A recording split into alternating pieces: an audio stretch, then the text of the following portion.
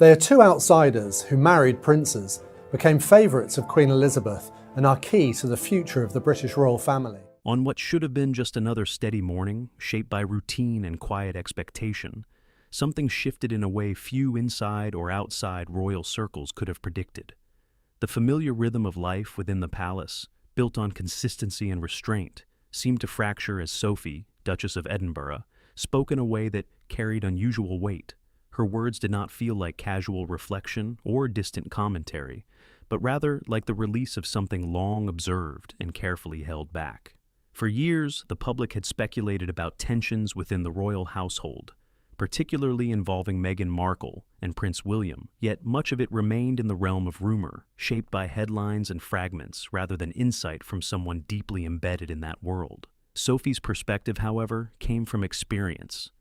From decades spent understanding not just the visible duties of royal life, but the unspoken expectations that define it. Having entered the monarchy herself in 1999, she knew firsthand what it meant to adjust, to let go of certain parts of personal identity in favor of something larger and more enduring. Her journey had not been flawless, but it had been gradual and deliberate, shaped by missteps, learning, and ultimately acceptance of the system as it existed. That process, she implied, was essential for survival within the institution. So, when Meghan Markle arrived in 2017, bringing with her a very different background and perspective, Sophie's attention was drawn not by hostility, but by a sense that something about the approach felt fundamentally different. It was not simply about fitting in or failing to do so, but about how the role itself was being understood. Where others had adapted themselves to the structure, there appeared to be an expectation that the structure might shift in response. At first, these differences were subtle, almost imperceptible to the public eye.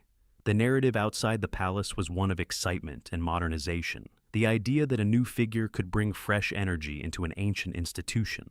But inside, where every movement carries meaning and every gesture is measured against tradition, small moments began to accumulate. Sophie suggested that what mattered was not any single action, but the pattern that gradually formed. Attention, she noted, seemed to be directed in a particular way, not broadly toward the responsibilities of royal duty, but more narrowly toward influence within the hierarchy itself. In a system that does not operate as a shared spotlight, this distinction carried consequences. Over time, certain interactions began to stand out, not because they were dramatic, but because they were repeated. Moments that appeared warm or natural in public settings took on a different tone when viewed through the lens of protocol. Observers within the palace, trained to notice even the smallest deviations, reportedly began to register these instances quietly. There were gestures that lingered slightly longer than expected, positioning that seemed intentional, and an overall sense of familiarity that did not align with established boundaries. Sophie emphasized that these were not accusations of anything overt, but rather observations of behavior that, when taken together, suggested a deliberate effort to shape perception. Even events such as gatherings at Sandringham and early public appearances following the wedding became points of quiet discussion. While the world saw ease and connection, those within the institution noticed subtleties that hinted at something more calculated. A gesture at a garden party, a moment of physical closeness that extended just beyond what was customary, or a shift in attention during group settings, all contributed to a growing sense that the established order was being tested.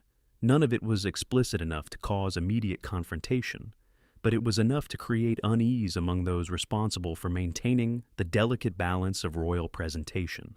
As time went on, these patterns seemed to intensify. Instances at official engagements, including moments inside Buckingham Palace and appearances at public events. It reinforced the perception that boundaries were being approached, if not crossed. Sophie described these developments not as misunderstandings, but as part of a broader approach shaped by a different cultural framework, one in which visibility and personal branding play a central role. In contrast, the monarchy operates on the opposite principle, where restraint and continuity are valued above individual prominence. This clash of perspectives, she suggested, lay at the heart of the tension. The situation became more complex as internal dynamics began to shift. Relationships that had once been stable, particularly between Prince William and Prince Harry, showed signs of strain. What had been a close and natural bond gradually became more distant, not through a single event, but through a series of smaller changes. Communication slowed, interactions became less frequent, and the ease that had defined their connection seemed to fade.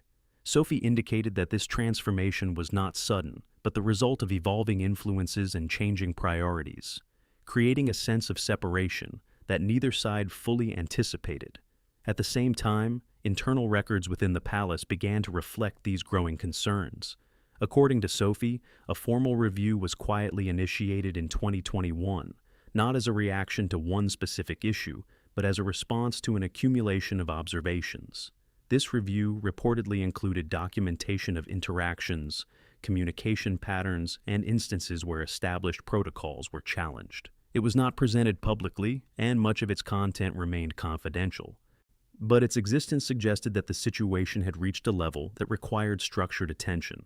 Public perception, however, was shaped by entirely different events, particularly high-profile interviews that presented a narrative of personal struggle and institutional resistance.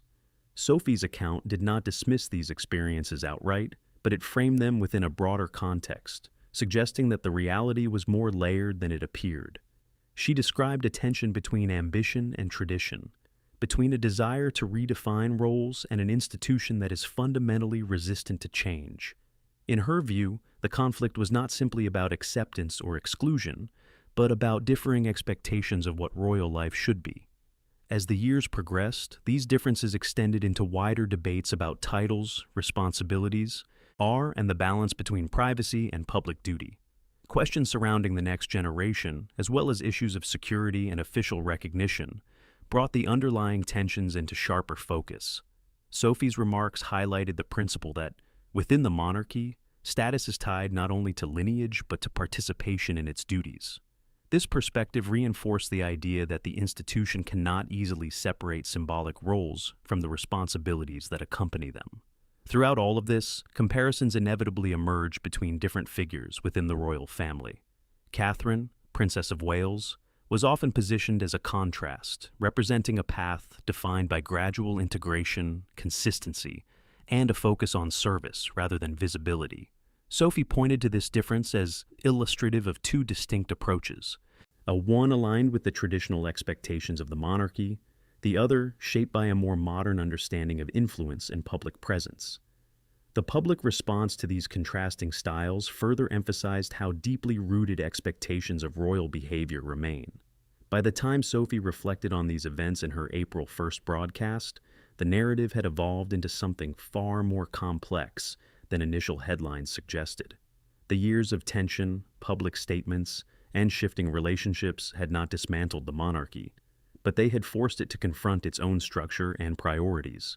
According to her, what emerged was a clearer sense of identity, a reaffirmation of the values that sustain the institution over time.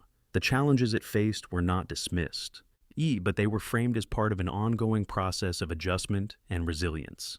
In the end, Sophie's account did not present a simple story of conflict or resolution. Instead, it described a gradual unfolding of events shaped by differing perspectives, personal ambitions, and the unyielding nature of tradition. The monarchy, as she portrayed it, is not easily changed, and those who enter it must decide whether to adapt or attempt to reshape it, knowing that the latter comes with significant consequences. What remains is a story still being interpreted, one that continues to raise questions about influence, identity, and the balance between individual expression and institutional continuity.